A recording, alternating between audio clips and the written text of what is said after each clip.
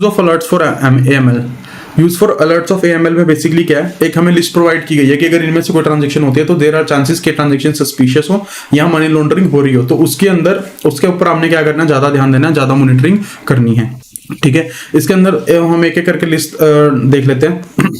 सबसे पहले customer account खुलवाने आया, बट जब जैसे ही हमने उसको KYC रिक्वायरमेंट के बताया, उसने अपने क्या करा, अकाउंट ही नहीं खुलवाया। बेसिकली हो सकता है ये अपनी इन्फॉर्मेशन ही ना देना चाहता, इसलिए अकाउंट ना खुलवा रहा हो। सेकंड, जो उसने डॉक्यूमेंट्स दिए वो उसने गलत डॉक्यूमेंट दिए, फॉल्स आइडेंटिफिकेशन डॉक्यूमेंट्स दिए।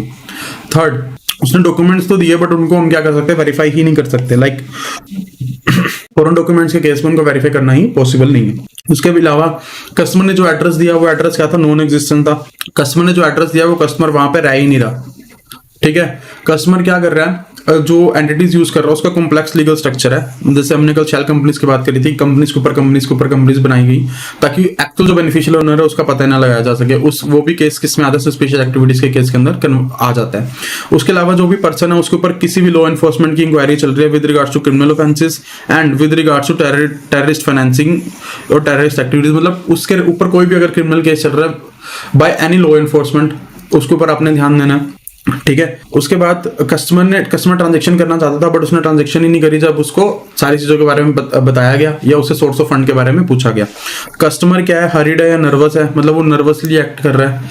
कस्टमर जेन्युइन है, जब उनसे पूछा गया कि या क्या आपकी ट्रांजैक्शन जेन्युइन है या नहीं है, तो वो हर एक चीज बताने में क्या था, ओवर कॉशियस था, हर एक चीज का प्रॉपरली ध्यान रख रहा था। तो वो हो सकता है बेसिकली कुछ छुपा रहा हो। ओके, ठीक है, जब हमने कस्टमर से क्या किया, कस्टमर ने एक इन्फॉर्मेशन दी बट जब हमने उस इन्फॉर्मेशन के बारे में डिटेल और मांगी तो कस्टमर ने क्या किया, इन्फॉर्मेशन ही चेंज कर दी।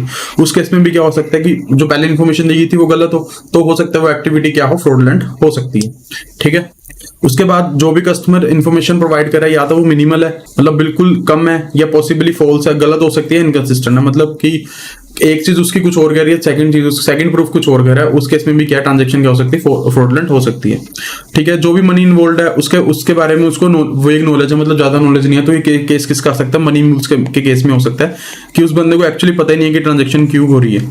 ओके, ठीक है, कस्टमर ट्रांजैक्शन तो कर रहा है बट उसको खुद ट्रांजैक्शन नहीं कर रहा, वो किसी से पूछ के कर रहा है कि इसके बाद क्या करूं, मतलब इंस्ट्रक्शंस ले रहा है कि कहाँ भेजना है, क्या करना है। तो वो हो सकता है उसको किसी ने इंस्ट्रक्ट किया हो या उसको किसी ने बोला, उसको मनी म्यूल बनाया हो कि जहां हमारे भी यहाँ पे ट्रांजैक्शन करके वहां पे आपने ध्यान देना है। Customer is accompanied by the unrelated individuals, की जब कस्टमर बैंक में है उसके साथ कुछ ऐसे लोग हैं जो उससे रिलेटेड नहीं है, अनरिलेटेड पर्सन है, वो भी केस के अंदर क्या है कि उसको कोई धमका रहा हो कि आपको ये ट्रांजैक्शन करनी ही पड़ेगी। ठीक है, उसके अलावा कस्टमर ट्रेवल्स अनएक्सप्लेन्ड डिस्टेंसेस, इसके अंदर कि कस्टमर अपने घर जहां उसकी नियरेस्ट ब्रांच है वहां ना जाके बहुत दूर जाके ट्रांजैक्शन कर रहा है ताकि अपनी आइडेंटिटी को छुपा सके। ओके, ठीक है, उसके बाद जब हम कस्टमर को डिफरेंट टाइम्स पर डिफरेंट आइडेंटिफिकेशन मांग रहे हैं तो अलग टाइम पे अलग चीजें बता रहा है। लाइक हर उसके प्रूफ में उसका, जैसे सपोज हमने उससे अप्रैल के अंदर डॉक्यूमेंट्स मांगे, उसके अंदर उसका एड्रेस डिफरेंट था।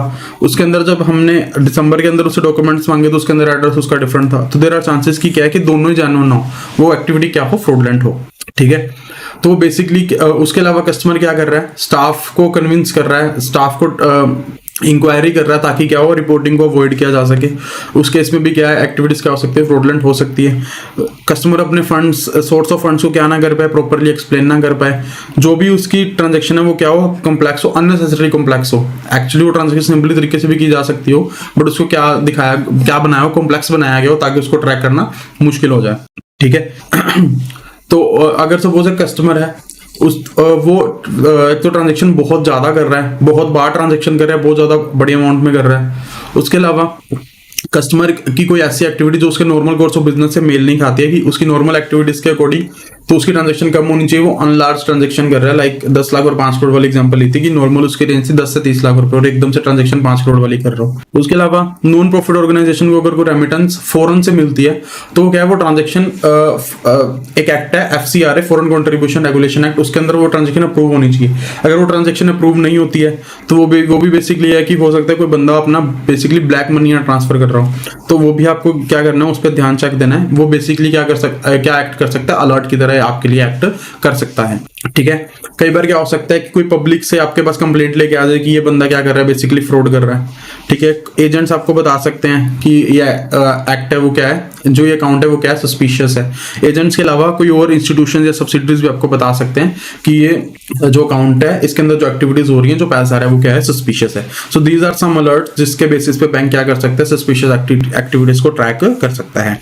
उसके अलावा security based alert system, salary based alert system. Salary based मतलब कि सपोज एक पर्सन है, उसके अकाउंट में सैलरी आ रही है, सपोज 5 लाख आ रही है, ठीक है, तो हम उसके ऊपर मल्टीपल्स लगा सकते हैं कि सपोज इसके अंदर अगर ट्रांजैक्शन आती है 5 टाइम्स की, मतलब अगर 25 लाख की इसके ऊपर ट्रांजैक्शन आती है तो ये क्या बन जाएगी, सस्पिशियस एक्टिविटी बन जाएगी, एक ट्रिगर पॉइंट बन जाएगा। तो हम क्या कर सकते हैं, ट्रिगर पॉइंट के लिए मल्टीपल्स यूज कर सकते हैं on salary. Next is fraud deduction method. Fraud deduction method के अंदर सबसे पहले KPMG जो कि एक बिग 4 कंपनी है, बिग 4 ने एक सर्वे करा था, उसके अकॉर्डिंग क्या था कि जो भी फ्रॉड निकाले जाते हैं मेनली वो किससे निकलते हैं, 50% तो वो ऑडिट से निकलते हैं, 38% एनोनिमस कॉल से निकलते हैं, IT यूसेज से हम क्या करते हैं 21% जो फ्रॉड्स निकालते हैं। ऑडिट्स के अंदर फ्रॉड निकालने के लिए आपके पास जो एक्सपर्टीज है वो आपके पास फोरेंसिक ऑडिट की एक्सपर्टीज, टेक्निकल ऑडिट की और ट्रांजैक्शनल ऑडिट की आपके पास क्या होनी चाहिए, एक्सपर्टीज होनी चाहिए। उसके बेसिस पे भी आप क्या कर सकते हो, फ्रॉड निकाल सकते हो। IT भी जो है वो फ्रॉड निकालने में काफी हेल्प करती है, क्योंकि उसके अंदर क्या है, बेसिकली हम डाटा एनालिसिस टूल यूज कर सकते हैं। डाटा एनालिसिस टूल की हेल्प की मदद से हम क्या कर सकते हैं, फाइनेंशियल मिसकंडक्ट का पता लगा सकते हैं। उसके बाद जो हम IT सोल्यूशन है उनको अपनी कंपनी के अकॉर्डिंग, अपने बैंक के अकॉर्डिंग क्या कर सकते हैं, मॉडिफाई करवा सकते हैं, ताकि जो है फ्रॉड है उसको इजीली पता लगाया जा सके। नॉर्मली बेसिकली क्या होता है, कई बार जो स्मॉल वैल्यू ट्रांजैक्शन होती है, ऐसी ट्रांजैक्शन जिनकी वैल्यू बहुत कम है वो ओवरलुक हो जाती है, उन पर ज्यादा ध्यान नहीं दिया जाता, उससे कई बार क्या हो सकता है, फ्रॉड होने के चांसेस हो सकते हैं। क्योंकि अगर सपोज एक पर्सन है वो छोटे छोटे ट्रांजेक्शन कर रहा हो ना, वो ट्रिगर पॉइंट के अंदर आएंगी, बट क्या हो सकता है वो फ्रॉड हो सकता है, क्योंकि इकट्ठी मिला के काफी ज्यादा ट्रांजैक्शन बन सकती है, ठीक है। उसके अलावा बैंक क्या कर सकते हैं, अपने ट्रिगर पॉइंट डिफाइन कर सकते हैं, ताकि जैसे ट्रिगर पॉइंट हिट हो सिस्टम को पता लग जाए और उसके बेसिस पे क्या किया जा सके, जो भी हमने रिस्क मिटिगेशन फैक्टर्स लगाने हैं उसको लगाया जा सके। ट्रिगर पॉइंट्स और अलर्ट्स को सेट किया जा सकते हैं। फॉर एग्जांपल ट्रांजैक्शन आप 50 लाख को हेड ऑफिस डील करेगा, 1 लाख को कौन डील करेगा, रीजनल ऑफिस डील करेगा, etcetera. So this was about कि कौन कौन सी अलर्ट बेस्ड ट्रांजैक्शन यूज कर सकते हैं, कौन कौन से अलर्ट देख सकते हैं हम कि जिससे पता लगे कि सस्पिशियस एक्टिविटीज हो रही हैं। उसके बाद जो हमारा KYC है या AML प्रोसीजर है, उसकी इंपॉर्टेंस क्या है। सबसे पहले तो ये फ्रॉड प्रिवेंशन में हेल्प करता है, फ्रॉड पता लगाने में हेल्प करेगा, पता लग जाएगा तो उसको प्रिवेंट कर सकते हैं।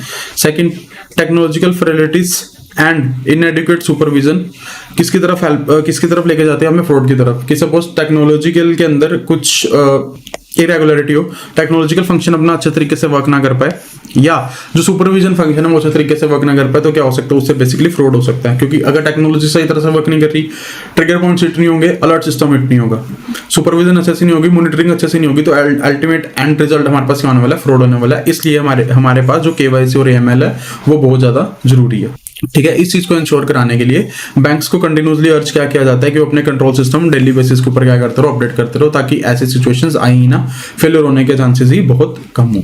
सो यहाँ पे हमारा जो ये यूनिट है वो खत्म होता है। इसको जल्दी से सम अप कर लेते हैं। किसके अंदर हमने बेसिकली क्या पढ़ा, इसके अंदर हमने KYC know your customer, AML anti money laundering, CFT combating financing for terrorist, ये इनकी गाइडलाइंस हमने पढ़ी।